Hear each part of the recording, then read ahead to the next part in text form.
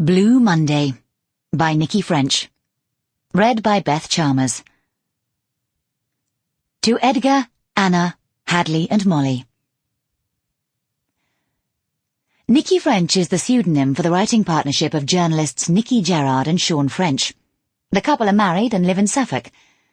There are 12 other best-selling novels by Nicci French: The Memory Game, The Safe House, Killing Me Softly, Beneath the Skin, The Red Room, Land of the Living, Secret Smile, Catch Me When I Fall, Losing You, Until It's Over, What to Do When Someone Dies, and Complicit, all published by Penguin. Blue Monday is the first thrilling installment in the Frieda Klein series. 1987. In this city there were many ghosts. She had to take care. She avoided the cracks between the paving stones, skipping and jumping, her feet in their scuffed lace-up shoes, landing in the blank spaces. She was nimble at this hopscotch by now.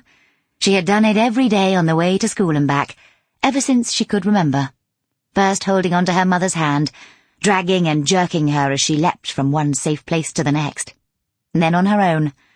Don't step on the cracks. Or what? She was probably too old for such a game now. Already 9, and in a few weeks' time she would be 10, just before the summer holidays began. Still she played it, mostly out of habit, but also nervous about what might happen if she stopped. This bit was tricky. The paving was broken up into a jagged mosaic. She got across it, one toe pressing into the little island between the lines. Her plait swung against her hot cheek. Her school bag bumped against her hip, heavy with books and her half-eaten packed lunch. Behind her, she could hear Joanna's feet following in her steps. She didn't turn. Her little sister was always trailing after her, always getting in her way.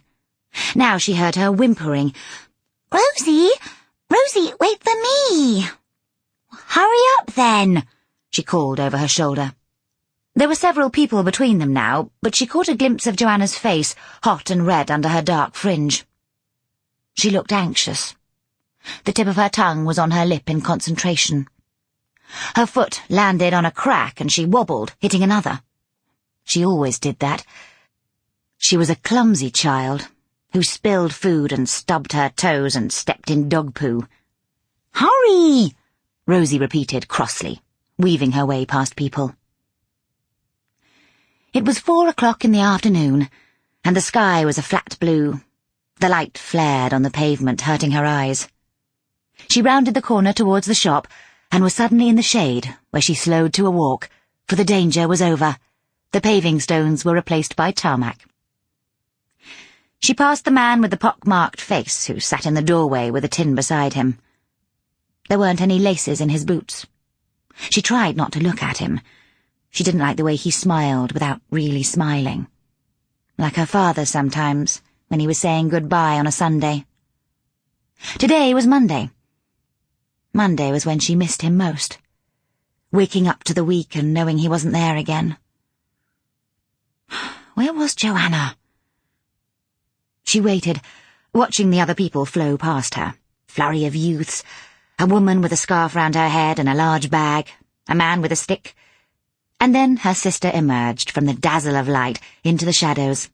A skinny figure with an oversized bag, knobbly knees, and grubby white ankle socks. Her hair was sticking to her forehead. Rosie turned again and walked towards the sweet shop, considering what she would buy. Perhaps the opal fruits, or perhaps Maltesers, though it was so hot they would melt on the way home. Joanna would buy the strawberry laces, and her mouth would be pink and smudged. Haley from her class was already in there, and they stood together at the counter, picking out sweets. The opal fruits, she decided, but she had to wait to pay until Joanna arrived. She glanced towards the door, and for a moment she thought she saw something. A blur, a trick of the light, something different, like a shimmer in the hot air. But then it was gone. The doorway was empty. Nobody was there. She tutted loudly over a screech of brakes. "I always have to wait for my little sister."